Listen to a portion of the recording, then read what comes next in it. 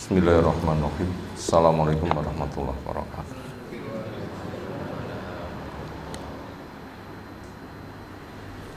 Alhamdulillahirabbil alamin. Walladzi arsala rasulahu bil huda wa dinil haqq liyudhhirahu 'ala dini kulli. Wa kafa billahi syahida.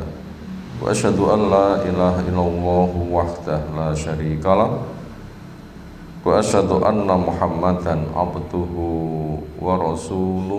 Allahumma shalli ala Muhammad wa ala alihi wa ashabihi wa man tabi'ahum bi ihsanin ila yaumiddin. Ya ayyuhan nas ittaqu rabbakum alladzi khalaqakum min nafsin wahidah khalaqa minha zawjaha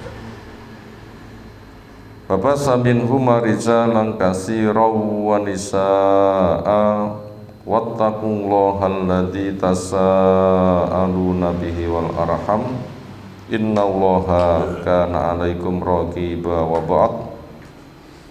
Fa inna asdaqal hadisi kitabullah wa khairal hadyi hadi Muhammadin sallallahu alaihi wasallam. Syarrul umuri muhdatsatuha fa inna kulla muhdatsatin bid'ah wa kulla bid'atin dhalalah wa kulla dhalalatin finnar. Ayyuhal ikhwah akramana subhanahu wa ta'ala. Setelah kita lanjutkan taklim kita pagi hari ini, materi pertama mengkaji kitab Syarhus Sunnah. Apa itu makna as-sunnah? Apa itu sunnatur rasul? Itulah Islam. Apa itu Islam? Buku karya tulis Al-Imam Abu Muhammad Al-Hasan bin Khalaf bin Ali bin Khalaf Al-Barbahari rahimahullah ta'ala. Sekarang kita masuk pada nomor yang ke-84. Qala mu'allif rahimahullah ta'ala, wa'lam, dan ketahuilah, himbauan kepada kita untuk mencari ilmu, kunci segala sesuatu, karena hidup dicipta untuk beribadah. Hukum asal ibadah haram kecuali ada ilmunya. Maka mencari ilmu merupakan kunci. Sampai kalimat tauhid pun juga harus ilmu, karena Allah berpesan wa'lam annahu la ilaha illallah. Kamu wajib tahu bahwa tidak ada yang diibadahi dengan benar kecuali hanya Allah.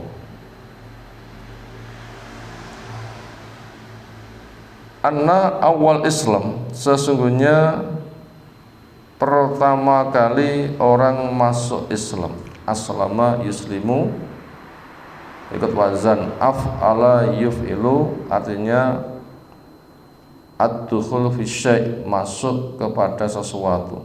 Berarti ada madkhal, ada tempat masuknya, dan orang itu harus masuk. Islam adalah bangunan yang dimasuki, nanti akan terlindungi.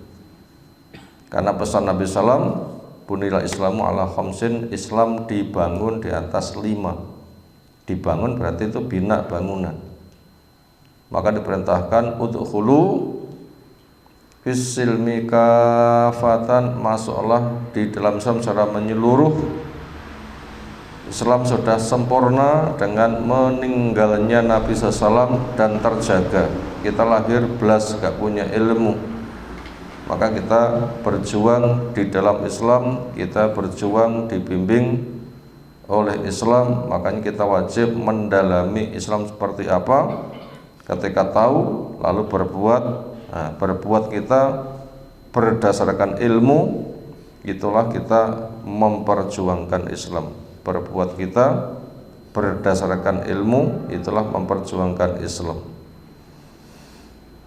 Itu ada perintah memasukinya sehingga nanti akan terlindungi. Makanya kita dipesani wala tamutunna illa wa antum muslimun, Jangan sampai kamu mati kecuali kamu tetap istiqomah di dalam Islam.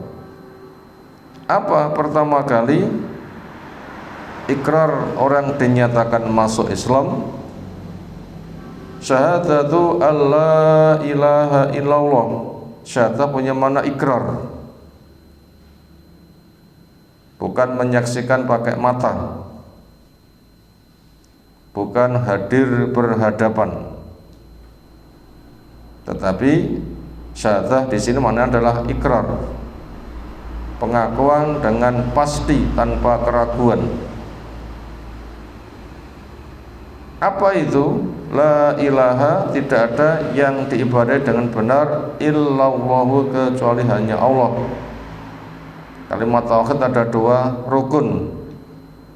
Rukun penafian sesembahan batil, rukun penetapan sesembahan yang hak. La ilaha, semua ilah batil buang. Illallah, Allah yang hak, itulah yang diambil.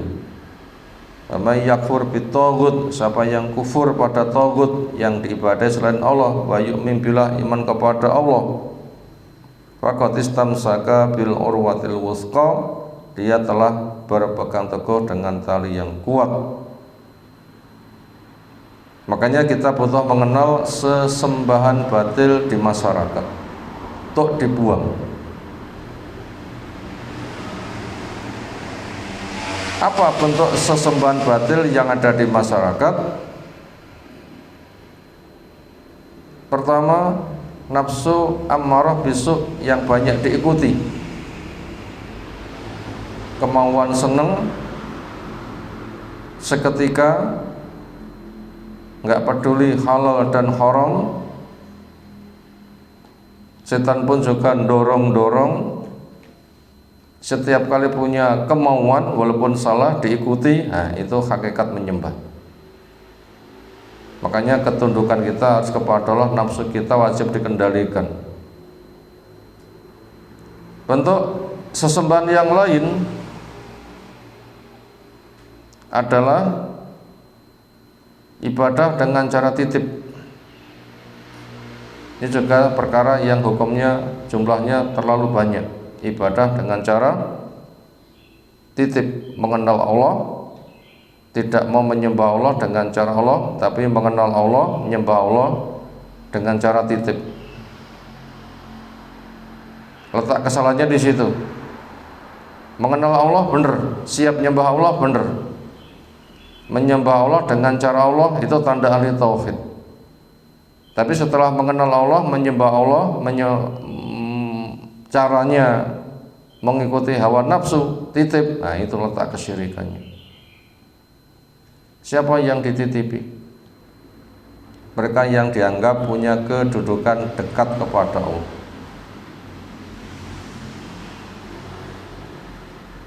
Itulah orang-orang soleh yang sudah mati, para nabi, para rasul, para ustadz, kiainya, dianggap sudah ketemu dengan Allah dan mendengar, akhirnya titip. Sebelum titip mereka caos hadiah dulu, Al-Fatihah untuk tokoh-tokohnya, setelah itu diminta haturkan kepada Allah. Itu cara setan mengikutinya, berarti menyembah kepada setan. Bila cara itu dipakai, cara Quran nggak dipakai, itu sesembahan yang wajib untuk dibuang total. Sesembahan batil yang wajib dibuang dengan total. Nah, di masyarakat acara hadiah pada orang mati, setelah itu disambati terlalu banyak. Entah acara proses pernikahan, petong neton, manggulan, kembar mayang. Ketika terjadi kehamilan namanya tingkepan, kelahiran namanya brokoan, sepasaran, selapanan, telonan, pitunan. Ketika kematian diketok-ketok niut kambil, disembelihkan hewan, ngumpul-ngumpul makan, fidaan, kirim tebusan sampai 7 hari, diulang ke 40, 100, nanti 1000 setahun sekali. Itu contoh-contoh sesembahan batil. Termasuk ketika mengiring jenazah, sejak acara mandi dengan kembang setaman, kembang telon, dironcek nih kembang, pendoso diangkat orang berobosan, dikeprok nih kendil, dicel nih jago, tebar beras kuning sepanjang jalan, dan seterusnya. Itu merupakan cara nyembah Allah dengan model karangan. Agama tidak boleh karangan, tapi itu tauqifi, dogma apa yang Allah turunkan. Akal itu memahami, bukan ngarang. Kalau akal ngarang berarti menyaingi Allah, sama-sama membuat syariat. Sementara syarat membuat syariat adalah mencipta langit bumi dulu. Apa syarat mencipta syariat? Syarat menetapkan syariat harus bisa mencipta langit bumi dulu. Sementara siapa yang bisa mencipta langit bumi? Hanya Allah. Kenapa makhluk dicipta membuat syariat? Nah, di situ letak kesyirikannya. Itu letak kesyirikannya. Itu terlalu banyak. Termasuk ketika sudah dikubur selesai, tabur bunga, mestinya itu tabur tanah. Apa yang dituntunkan Nabi? Tabur tanah 3 kali ke arah kepala, mendoakan, pulang. Tapi ternyata di sana ada tabur bunga. Itu letak kesyirikannya. Itu termasuk sesembahan batil yang wajib untuk dibuang. Itu makna dari kalimat la ilaha illallah. Termasuk mengantar jenazah diiringi dengan suara musik, suara nyanyi, atau suara tahlil, atau diiringi dengan dupa. Masih adakah ngiring jenazah ke kuburan diiringi dengan dupa, api? Masih. Dikhawatirkan itu merupakan simbol agama Majusi, menyembah api. Itu masih ada. Dan walaupun kuno, tetapi itu dianggap sebagai kekayaan budaya yang mereka promosi, bangsa besar, bangsa yang menghargai budaya nenek moyang, jadikan agama. Itulah makna dari ayat Balana tapi ma wajadana aba'ana. Kalau kami mengikuti apa yang kami jumpai dari nenek moyang kami, persis. Itu bahasa-bahasa kesyirikan. Diperintahkan ikuti apa yang Allah turunkan. Dari budaya nenek moyang, bangsa yang besar yang menghargai budaya nenek moyang. Itu jelas kesyirikan. Itu jelas kesyirikan. Kalau masuk di dalam Islam, semua aneka macam kesyirikan wajib untuk dibuang. Itulah kalimat la ilaha ilah batil dibuang, illallah Allah yang hak diibadahi. Bentuknya apa? Mengibadahi Allah. Ada Al-Quran ditafsirkan dengan sunnah sahih, pemahaman sahabat ini dijaga oleh Allah dan didakwahkan dari masa ke masa. Semoga kita di sini termasuk yang memegang kalimat tauhid la ilaha illallah. Yang kedua, ikrarnya wa anna Muhammadan abduhu wa rasuluh.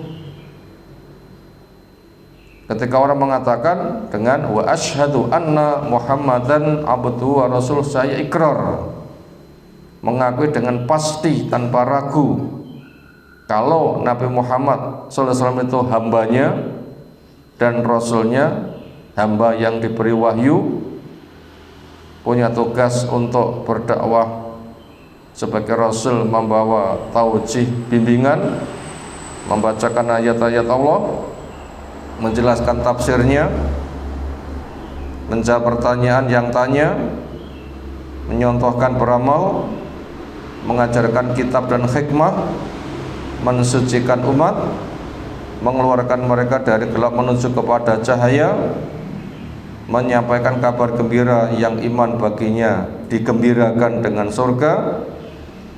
Artinya semoga amalmu diterima, dikembangbiakkan, dijaga surga tempat tinggalmu, dan diwaspadakan dari neraka. Kepada mereka membangkang, awas tobatlah, bila tidak kamu mati tidak tobat, terancam dengan neraka bila mati dalam kekafiran. Itu tugas Rasul. Ketika kita sudah tahu tugas Rasul, kita ikrar. Saya mengakui memang Rasul SAW itu hamba dan utusannya, yang tugasnya 8 di atas. Apa tadi 8 tadi? Mau ditulis boleh. Tugas Nabi yang 8 minimal. 1, membacakan ayat-ayat Allah.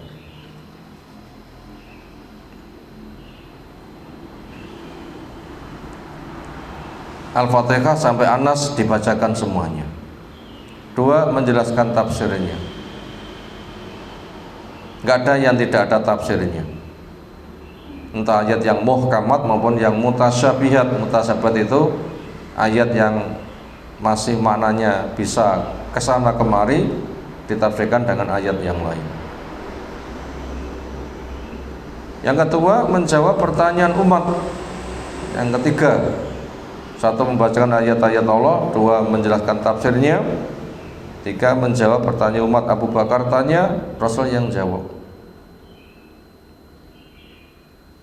Dan yang lain-lain begitu. Umat tanya, Rasul yang menjawab. Karena ada perintah fas'alu ahla dzikri in kuntum la ta'lamun. Bila tidak tahu ya tanyalah. Tugas yang keempat, menyontohkan cara beramal. Tidak boleh beramal kecuali dengan cara Rasul. Makanya tidak boleh Islam kejawen, tradisional, abangan, Nusantara, tidak boleh. Islam dengan gaya Rasul. Tidak boleh pakai gaya yang lain-lain. 1 gaya saja. Gaya siapa? Gaya Rasul. Kenapa? Uswatun hasanah. Laqad kana lakum fi rasul uswatun hasanah. Bukan Islam gaya Mojopahitan dan seterusnya, tapi gaya Rasul. Yang itu dijaga. Tugas Rasul yang kelima adalah membacakan kitab dan hikmah, kitab dan kandungan hukumnya, sunnah-sunnah Nabi sebagai penjabaran sehingga hukumnya gamblang, malamnya seperti siang. Tugas Rasul yang keenam, mensucikan umat, menumbuh kembangkan, sehingga dengan dibimbing semakin berkembang sehingga sempurna. Karena nodanya dibuang, ketaatannya ditingkatkan. Itu berkembangnya begitu. Tazkiyah itu begitu. Noda nafsu dibuang, karya dibimbing tumbuh berkembang, sehingga mati membawa kesempurnaan. Tandanya husnul khotimah. Dengan mati ditutup dengan kalimat la ilaha illallah. Itu namanya tazkiyah kepada umat. Tugas Rasul yang ketujuh, mengeluarkan umat dari gelap menuju ke cahaya. Tugas Rasul yang kedelapan adalah sebagai mubasysyirun wa nazira, kepada yang mengimani, gembiralah kamu dengan surga. Kepada yang mengkufuri, awas, tobatlah, bila tidak kamu bisa terancam neraka. Itu tugas Rasul yang minimal 8. Dipahami lalu diakui, saya berikrar kalau Rasul SAW itu hamba utusannya, maka saya dengarkan apa yang dibacakan dari ayat-ayatnya. Berilmu. Kalau berislam nggak berilmu gimana? Rasul membacakan ya siap dibacakan, Rasul menjelaskan siap dijelaskan. Makanya wajib belajar terus. Makanya Mujahid belajar pada Ibnu Abbas, Quran tamat sampai diulang 3 kali. Baca, jelaskan, tamat, ulang lagi. Kita sudah tamat belum mengkaji tafsir Quran? Baca, jelaskan, sampai selesai, ulang lagi sampai 3 kali.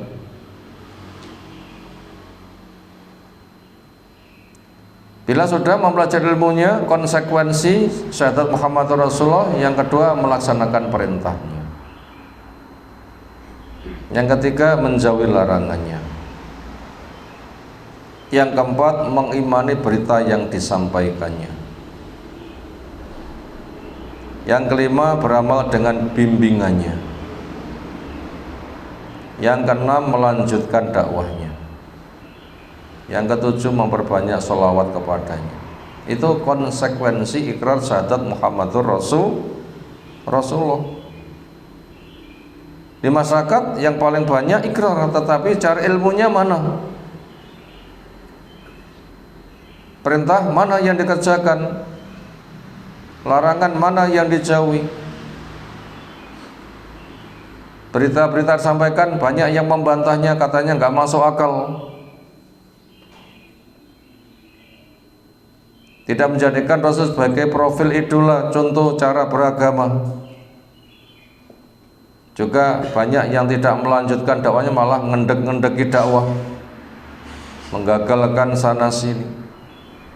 Katanya bersolawat, tapi solawat yang lain, bukan solawat Ibrahimiyah, solawat Jibril, solawat Badar, solawat Ibul Qulub, solawat Nariyah.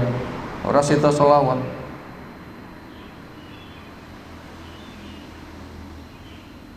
Dan sebagainya.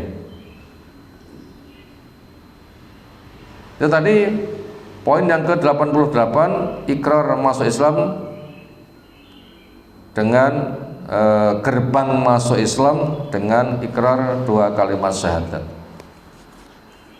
Lalu berikutnya 85, wa anna ma qala Allahu kama qol. Wa anna, dan sesungguhnya ma, apa yang qala Allah firmankan, kama qala, sebagaimana yang Allah firmankan. La khulfa, enggak ada yang dusta, lima qala, terhadap apa yang Allah firmankan. Bahwa dan apa yang Allah firmankan, inda maqal, sesuai dengan apa yang Allah firmankan. Ya, saya ulang terjemahannya, poin yang 85. Wa anna ma qala Allah, wa anna, dan sungguhnya ma, apa yang qala Allah, Allah firmankan, kama qala, sebagaimana yang Allah firmankan. Wala khulfa, enggak ada kedustaan, lima qala, terhadap apa yang Allah firmankan. Bahwa dan dia, apa yang Allah firmankan, indama, sesuai dengan apa yang qala Allah firmankan.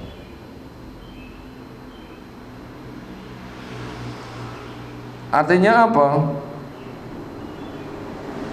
Syariat Allah itu adalah benar adanya. Itu ringkasnya kalimat di atas. Syariat Allah itu benar adanya. Itu ketika dirangkum begitu. Syariat Allah itu benar adanya. Yang tadi bahasanya, sesungguhnya apa yang Allah firmankan, sebagaimana yang Allah firmankan, dan tidak ada kedustaan terhadap apa yang Allah firmankan, dan itu sesuai dengan apa yang Allah firmankan. Artinya apa?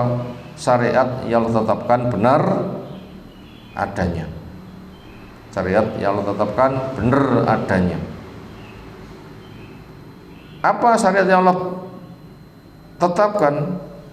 Ya, Quran sebagai bentuknya telung lojus sunnah-sunnah Nabi yang tidak pernah bicara dari hawa nafsu, menjelaskan gamblang yang para sahabat paham beramal, dinyatakan sempurna. Nah, itulah yang dimaksud. Jadi bukan semata Quran tok tanpa sunnah, apalagi dengan pemahaman sahabat. Adakah di masyarakat hanya Quran saja?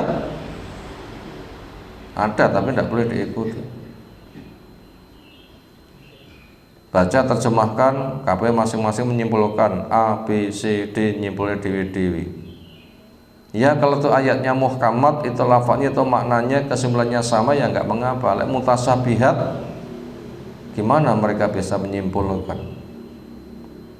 Abu Bakar saja ayat mutasabihat nggak bisa menyimpulkan, akhirnya tanya pada Nabi, apalagi kita. Apa ayat mutasabihat? Maknanya bisa serasi dibawa kemana-mana. Mana yang dimaui belum jelas. Makanya ayatnya seperti itu Allah menjelaskan di tempat yang lain. Makanya Abu Bakar nggak paham, akhirnya tanya, Rasul menjelaskan. Ini penjelasannya. Misalnya apa? Ini sering contoh kita angkat, alladzina amanu walam yalbisu imanan bizulmin ulaika lahumul amnu wa muhtadun. Orang beriman yang imannya enggak dicampur dengan zalim, maka aman terbimbing. Zalim yang dimaksud ini maknanya umum atau khusus?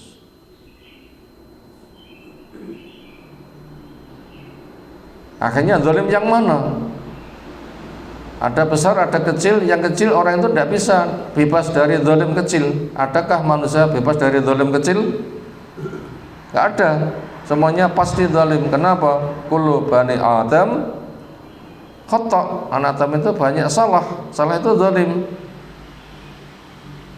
Iman enggak campur dengan zalim. Lalu siapa? Abu Bakar mengatakan, ayuna lam yadlim nafsa. Siapa di antara kita yang tidak menzalimi dirinya? Enggak ada. Kalau begitu enggak ada orang yang selamat.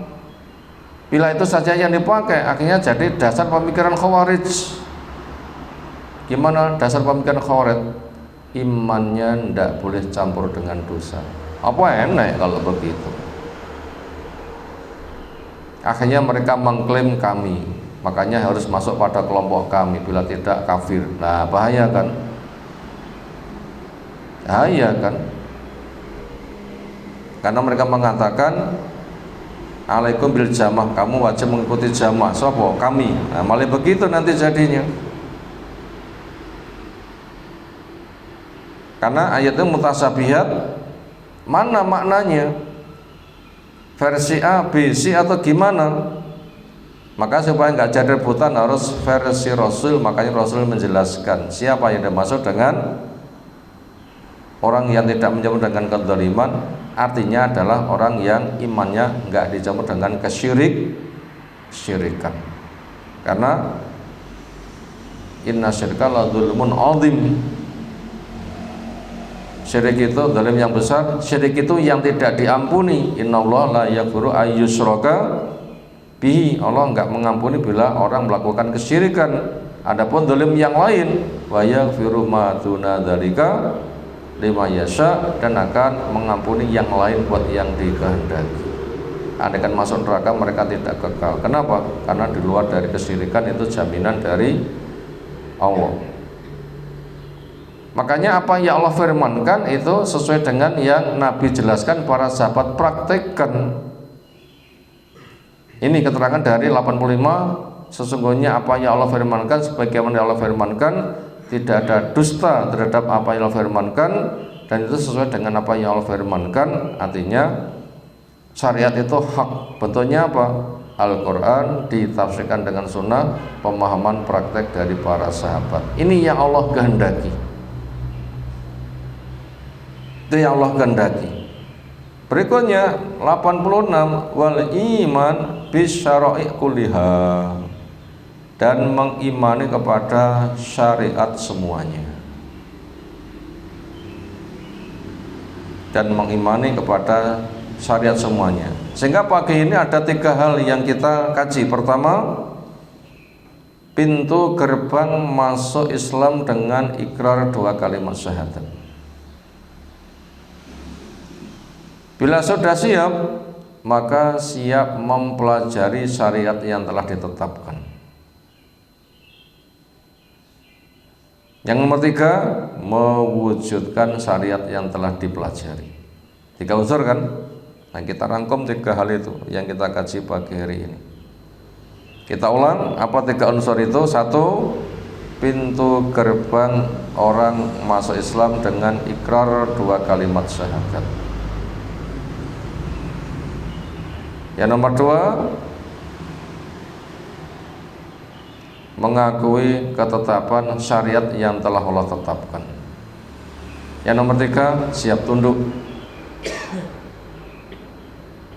Siap tunduk tentunya sesuai dengan kemampuan. Tentunya sesuai dengan kemampuan. Demikian materi pertama yang kita kaji di kesempatan pagi hari ini. Berikutnya seolah kita masuk pada materi yang kedua. Kita anggapi dulu materi pertama, silahkan.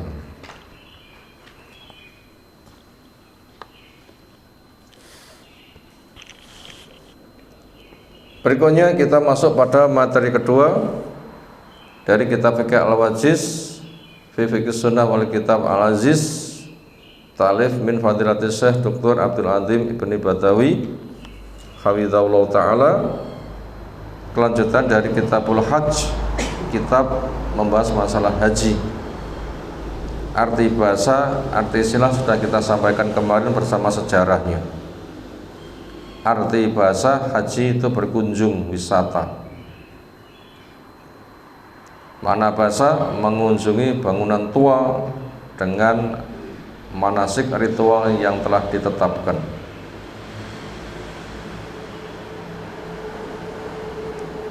Sejarah haji sejak zaman Nabi Ibrahim alaihissalam dengan membangun Ka'bah, manusia condong ditegakkan sholat, terjaga tauhid, dan diumumkan supaya orang berhaji. Yang fadilah-fadilahnya kemarin telah kita baca 4 dalil. Umrah sampai umrah menjadi penggugur dosa. Haji yang mabrur balasannya surga, tentunya ketika dosa besar sudah dijauhinya. Fadilah yang kedua supaya diiringkan berkait haji umroh, karena akan menggugurkan dosa bagaimana tungku membakar habis karat-karat logam sehingga tinggal bersihnya. Lalu yang ketiga, siapa yang haji sesuai dengan kriteria manasik, tidak rusak dengan kejahilan, ucapan yang menjijikkan, pertengkaran dan macam-macam, maka nilai pahalanya seperti bayi dilahirkan oleh ibunya. Kemudian yang keempat, doa mereka akan dikabulkan. Pekan yang lain, umroh di bulan Ramadan itu nilainya seperti haji bersama Nabi, nilai pahalanya. Nah, semoga kita bisa umroh di bulan Ramadan. Sekarang kita masuk kepada hukum haji. Di halaman 277. Kalau mu'allif hafizahullah ta'ala, wal hajju wajibun, haji hukumnya wajib. Ma'al umrati, lengkap dengan umroh. Yang paling bagus haji tamattu di musim haji, umroh dulu selesai, lalu jeda santai, nanti di waktu hajinya tanggal 8 sempurnanya itu masuk kepada manasik hajinya, terakhir tawaf wada. Itu praktek haji yang paling bagus dengan haji tamattu, paling mudah, yang dianjurkan. Hukumnya itu wajib maratan, sekali, fil umuri di sepanjang umur. Karena dalilnya adalah haji wajib liman istata'a ilaihi sabila, buat yang mampu menempuh konsekuensinya, entah dana, keamanannya, kekuatan tubuhnya, keilmuannya. Itu konsekuensinya, itu dia punya kemampuan. Ketika dalil tidak memerintahkan berulang, berarti sekali cukup. Salat 5 waktu memang diulang-ulang. Tapi oleh haji nggak ada perintah untuk mengulang, maka seumur itu sekali. Siapa yang diwajibkan? Ala kulli muslimin, kepada mereka yang beragama Islam. Tentunya sudah ikrar kalimat tauhid la ilaha Muhammadur Rasulullah, dia sudah menegakkan sholat. Waktunya zakat bila punya zakat, waktunya puasa berpuasa, ketika haji mampu, dia melaksanakan. Kepada muslim, maka orang kafir tidak boleh. Balikin sudah balik, standar balik 10 tahun, atau punya tanda balik yang lain. Yang ketiga, akilin berakal. Kalau gila atau anak-anak belum berakal, nah itu belum wajib. Yang nomor 4, hurrin merdeka, karena budak itu dikuasai. Makanya siapa yang jadi budak diajak haji, nanti bila merdeka haji lagi, karena budak nggak diwajibkan.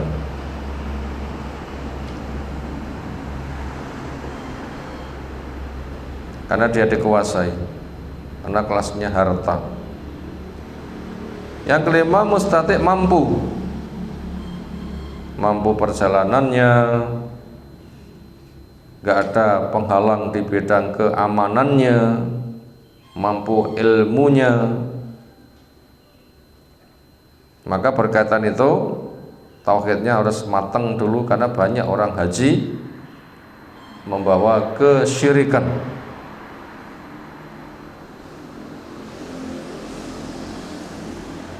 Yang Allah Ta'ala firmankan, nukilan Ali Imran sejak 96 sampai 97. Inna awwala baitin, sesungguhnya rumah pertama, wudhi'a linnas, yang dibangun untuk manusia, lalladzi bi Bakkah, itulah rumah yang ada di Bakkah. Antara Bakkah dan Makkah maknanya sama. Mubarakan, yang itu diberkahi, waudan, dan petunjuk lil alamin, untuk makhluk di alam raya. Fihi, di Bakkah, di Baitullah, di Makkah, ayatun bayyinat, ayat yang gamblang. Di sana ada maqam Ibrahim, tempat berdiri Nabi Ibrahim membangun Ka'bah. Maka kuburan jangan diberi nama makam. Biasakan menyebut kuburan dengan kuburan. Di makamnya Jambiro, jangan dikubur nih Jambiro. Ini makam kaum muslimin, bukan. Ini pekuburan kaum muslimin. Nanti siapa yang punya kewenangan merubah, rubahlah. Nggak boleh menggunakan kata kuburan dengan makam. Khawatirnya nanti ada ayat makam Ibrahim itu dikira kuburan Nabi Ibrahim. Kacau nanti jadinya. Karena generasi terdidik hilang, generasi bodoh mengganti, sesat dan menyesatkan, bahaya.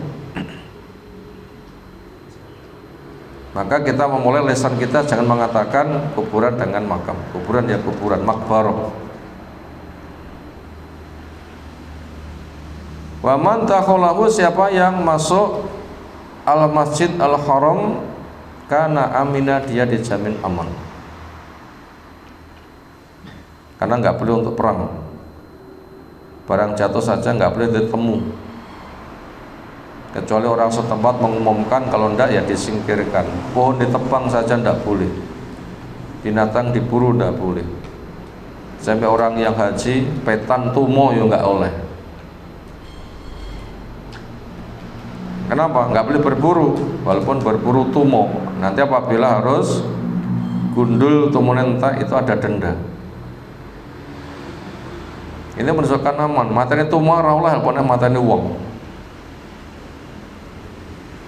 Bawa senjata juga tidak boleh. Itu tempat yang aman. Makanya di situ tentara nggak usah bawa senjata. Tentara jangan membawa senjata, ya tidak oleh. Tapi kalau diserang boleh, membela diri, diserang. Walillahi 'alan nasi hijjul baiti, dan diniatkan semata mencari ridha Allah, kewajiban yang dipikul oleh manusia untuk mengunjungi rumah kuno, melaksanakan manasik, yaitu manis tatoa ilai sabila, orang yang mampu kepadanya akan jalan menggapainya. Jalan menggapainya ya konsekuensinya banyak, kendaraannya, dananya, keamanannya, keilmuannya, sehingga nanti pengerjakannya benar, lancar. Itu namanya menempuh jalannya, punya kemampuan. Wa man kafara fa innallaha ghanin 'alal 'alamin, siapa yang kufur sesungguhnya Allah enggak butuh kepada makhluk.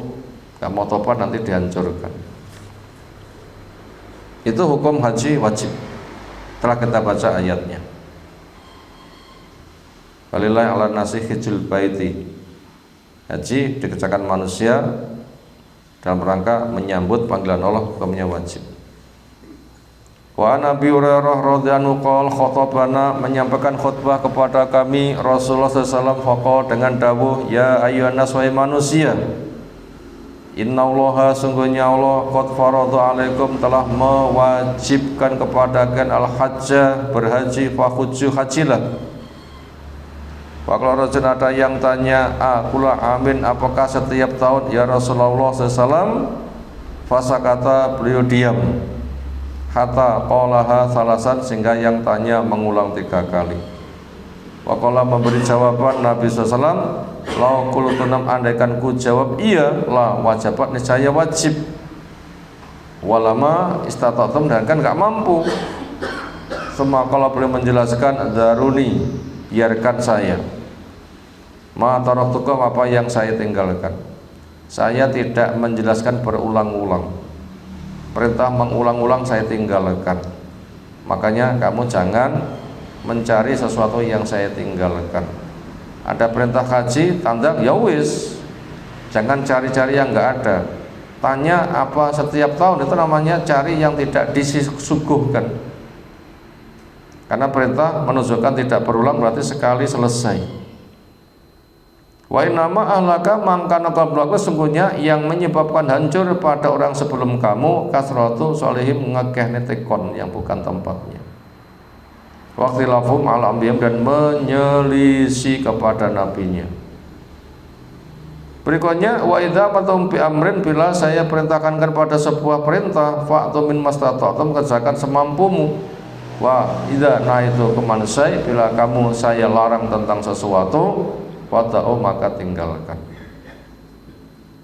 Hadis di atas menunjukkan juga haji bersifat wajib seumur-umur sekali. Wa Ibnu Umar radhiyallahu anhu qala dawuh Rasul sallallahu, bunya Islam ala khamsin, Islam dibangun di atas 5. Syahadati alla ilallah, ikrar bahwa tidak ada yang diibadahi dengan benar kecuali Allah, maka sesembahan batil dibuang, Allah saja yang diibadahi, nyembah Allah, berhormat Allah, pakai cara Allah.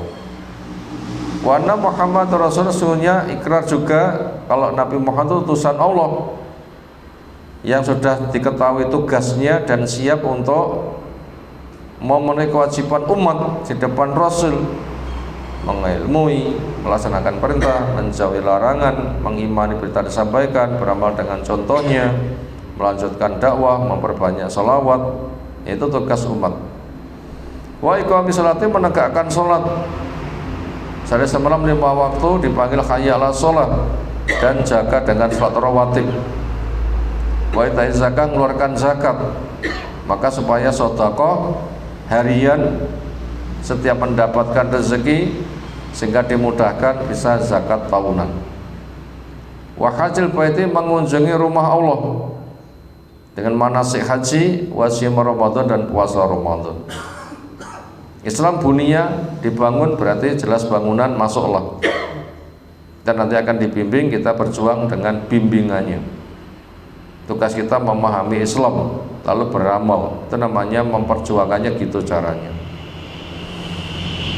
Berikutnya, wa Ibnu Abbas radhiyallahu anhu qala dawuh Rasulullah sallallahu alaihi wasallam, hadi umratun, inilah umrah, istamta'na biha, yang kita bertamattu dengannya.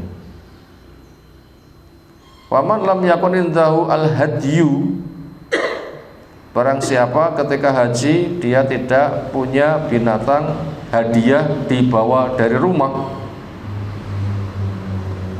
fal yukhilla al-hilla kullaha, maka supaya tahallul total. Fal umrata qad dakhalat fil hajj, karena umrah masuk pada haji ila yaumil qiyamah. Kalau hajinya kiron, dari rumah sudah membawa binatang untuk dikorbankan nanti disembelih tanggal 10. Dan itu berat, apalagi dari Indonesia buat haji nggak bawa wedus dari sini, susah nggak? Oh, susah.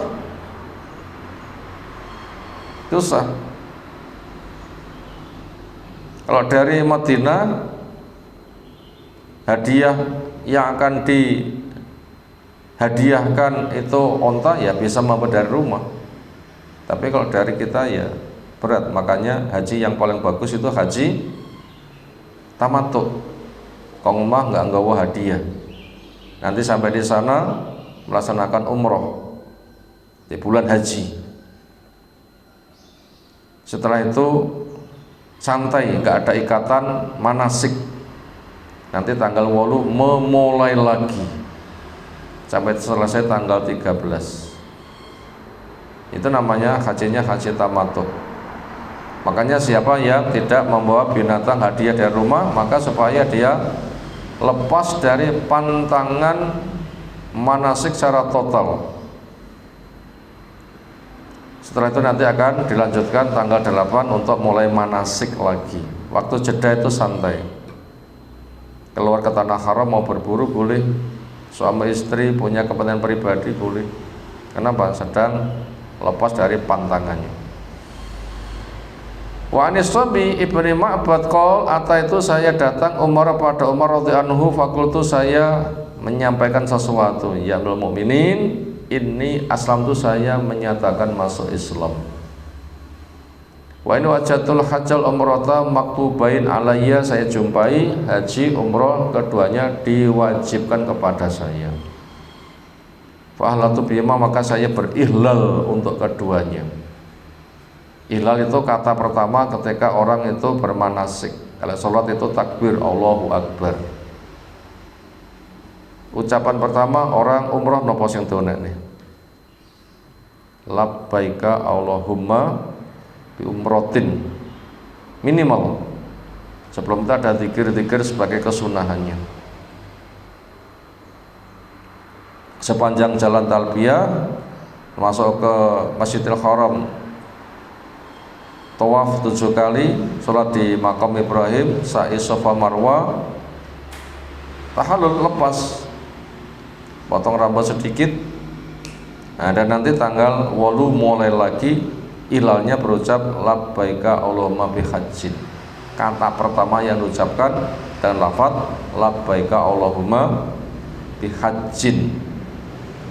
Lalu bermalam di Mina, paginya tanggal 9 puncaknya wukuf di Arafah, malamnya menginap di Musdalifah, tanggal 10 acara Mina, lalu tawaf ifadah, lalu menyelesaikan 3 hari tasyrik dengan melempar 3 jumrah selepas zuhur. Ketika sudah 3 dino habis, kemudian tawaf wada selesai. Keduanya diwajibkan kepada saya ketika saya ihlal, keduanya saya katakan, yaitu umroh, haji sudah saya kerjakan. Faqala, apa jawabnya Umar? Hudita li sunnati nabiyika, kamu dibimbing dengan sunnah Nabi Musa SAW. Kesimpulan yang kita baca kali ini adalah hukum haji. Di situ ada umrohnya adalah wajib. Semoga kita dimudahkan yang belum haji untuk haji, yang sudah haji bisa mengulang hajinya sehingga akan menjaga kesempurnaannya. Allahumma. Demikian yang kita sampaikan. Ada tanggapan silakan.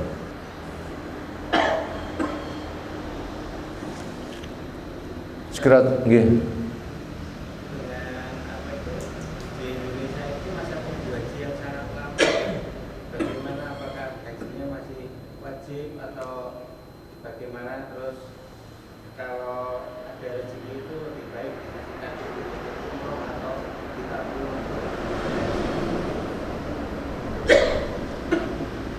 Masa tunggu berapa tahun? Sekitar selawe munggah mudun. Itu sudah mencapai wajib apa enggak? Ya kita enggak tahu cek urip apa ora.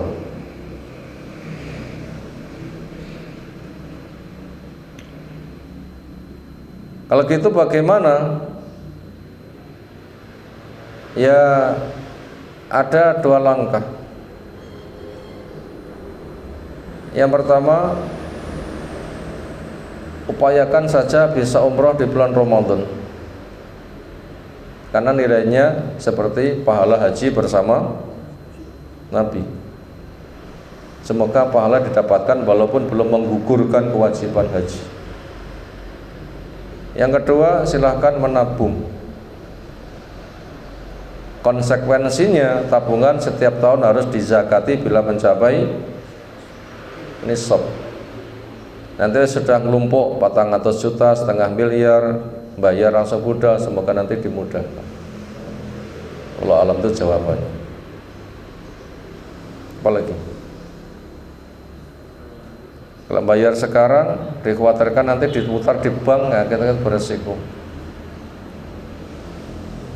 Nabung saja silahkan, nanti bisa umroh Ramadan. Demikian yang kita sampaikan. Subhanakallahumma bihamdika asyhadu an la ilaha illa anta astaghfiruka wa atubu ilaik. Assalamualaikum warahmatullahi wabarakatuh.